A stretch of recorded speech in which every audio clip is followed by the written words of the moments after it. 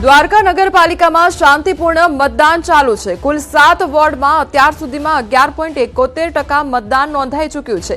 દ્વારકામાં 11 વાગ્યા સુધીનું 11.71% મતદાન નોંધાયું છે। નવદંપતીએ પણ લગ્ન પ્રસંગે મતાધિકારનો ઉપયોગ કર્યો છે। પોતાની ફરજ નિભાવવા વરરાજા મતદાન કરવા પહોંચ્યા હતા તો દ્વારકામાં કુલ 23,357 મતદારોમાંથી 2,734 મતદારોએ મતદાન કર્યું છે।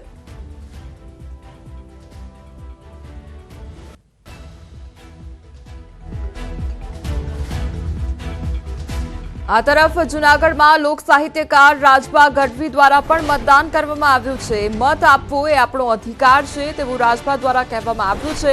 સાહિત્યિક શૈલીમાં રાજભાએ મત આપવાની અપીલ પણ કરી। જીવો છો તેની સાબિતી આપવા મત આપવો જોઈએ તેવું પણ રાજભાએ કહ્યું છે।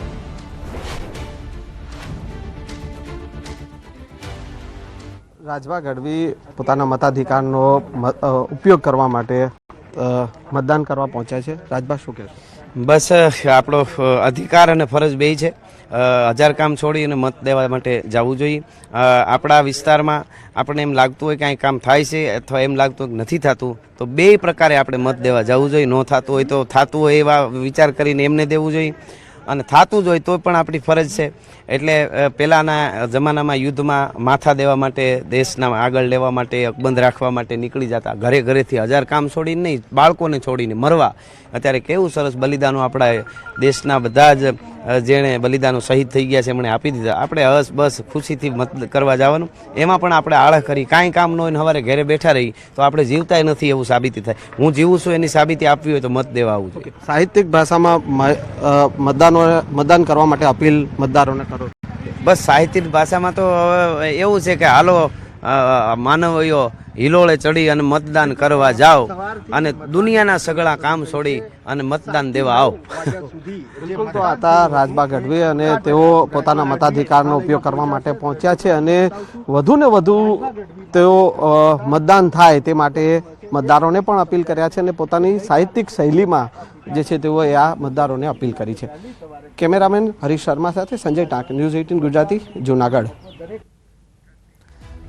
ભાવનગરમાં સ્થાનિક સ્વરાજનો જંગ જામ્યો છે। શહેરમાં વડવા બ વોર્ડમાં ચૂંટણી યોજાઈ રહી છે અને મતદારોમાં ભારે ઉત્સાહ પણ જોવા મળી રહ્યો છે। ત્યારે વરવધુઓ પણ મતદાન કરવા પહોંચી રહ્યા છે।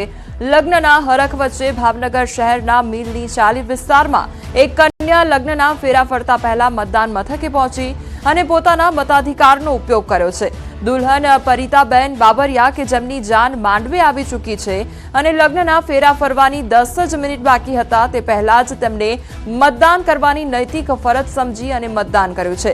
સજેલી ધજેલી દુલ્હને મતદાન કર્યું અને લોકોને મતદાન કરવા માટે પ્રેરણા પણ આપી છે।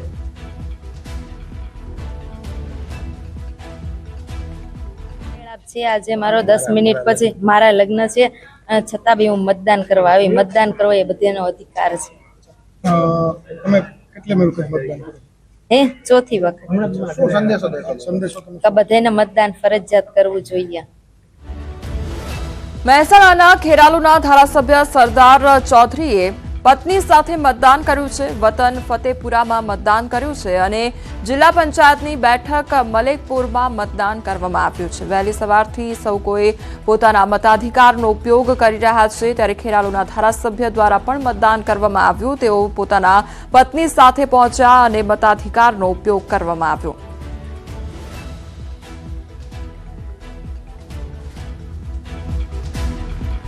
અમરેલીના જાફરાબાદ શહેરમાં ધારાસભ્ય હીરા સોલંકીએ પત્ની સાથે મતદાન કર્યું। વોર્ડ નંબર 6 માં આવેલ તાલુકા શાળામાં મતદાન કરવામાં આવ્યું। મતદારોને વધુમાં વધુ મતદાન કરવા માટે હીરા સોલંકીએ અપીલ કરી।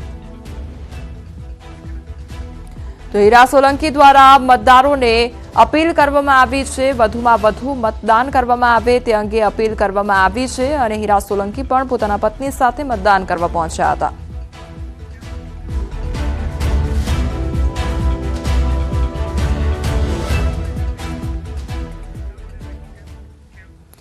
મતદાન અંગે વધુ અપડેટ લઈશું તે પહેલા અન્ય સમાચારો પર પણ નજર કરી લઈએ। અમેરિકામાં ગેરકાયદેસર વસવાટ કરતા ભારતીયને ડિપોર્ટ કરવામાં આવ્યા છે।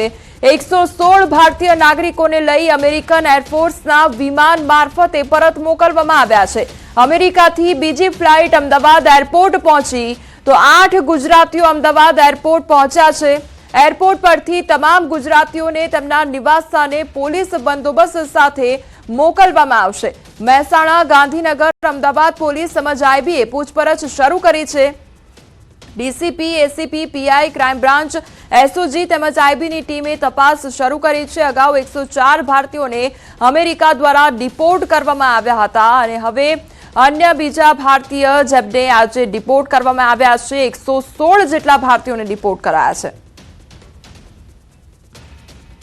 અમેરિકાથી ડિપોર્ટ કરેલા 8 ગુજરાતીઓ વતન પરત ફરી રહ્યા છે. દ્રશ્યો તમારી સાફ રીતે જોવા મળી રહ્યા છે કે પોલીસ દ્વારા કોર્ડન કરી દેવામાં આવ્યા છે અને તમામને પોતાના વતન તરફ લઈ જવામાં આવી રહ્યા છે. મહત્વનું સાથે સાથે કે 8 ગુજરાતીઓ જે છે તે છે મહેસાણા, ગાંધીનગર, અમદાવાદના તમામ લોકો જે છે તેમને સમાવેશ કરવામાં આવ્યો છે. આઈબી દ્વારા તેમની પૂછપરછ કરવામાં આવી હતી અને તદુપરાંત તમામને લઈ જવામાં આવે છે. કુલ 8 લોકો જે છે તે જોવા મળી રહ્યા છે. તેમાં લુહાર ધવલભાઈ, લુહાર રુદ્ર, મિહિર ઠાકોર, પટેલ ધીરજકુમાર, કનુભાઈ, ચૌધરી કનીશ, ગોસ્વામી આરોહી, ગોસ્વામી દીપકપુરી, ગોસ્વામી પૂજાબેન સહિતનો સમાવેશ જે છે તે કરવામાં આવી રહ્યો છે અને તેઓને અત્યારે હાલ તમે જોઈ રહ્યા છો કે આ પોલીસ વાહન જે છે તેમાં બેસાડવામાં આવ્યા છે અને તમને તમામ જગ્યાએ લઈ જવા માટે આવી રહ્યા છે. અત્યારે હાલ તમામ લોકો તમે જોઈ રહ્યા છો કે તેમને જે અત્યારે હાલ બેસાડવામાં આવ્યા છે અને પોતાના વતન લઈ જવામાં આવી રહી છે. અત્યારે હાલ આ તમામ લોકોને આ બસમાં જે છે તે બેસાડવામાં આવ્યા છે. મહત્વની વાત એ છે કે ગઈકાલ રાત્રે 10 લોકો જે 104 લોકો જે છે તે આવ્યા હતા અને તેમાંથી 8 લોકો ગુજરાતીઓનો સમાવેશ જે છે તે કરવામાં આવ્યો હતો અને તમામને અહીંયા લાવવામાં આવ્યા છે અને તેમને હવે પોતાના વતન તરફ લઈ જવા માટે આવી રહ્યા છે. મહત્વનું સાથે સાથે એ છે કે અત્યાર સુધીમાં 104 અગાઉ આવ્યા હતા, અત્યારે 110 ફરી એકવાર આવ્યા છે ને અત્યારે હાલ તમે જોઈ રહ્યા છો કે તમામ આ જે ડિપોર્ટ કરેલા જે લોકો જે છે તે અત્યારે હાલ તમામને પોતાના ઘરે લઈ જવામાં આવી રહ્યા છે. કેમેરા પર્સન શ્રેણિક મહેતા સાથે ગૌતમ શ્રીમાળી, ન્યૂઝ 18 ગુજરાતી, અમદાવાદ.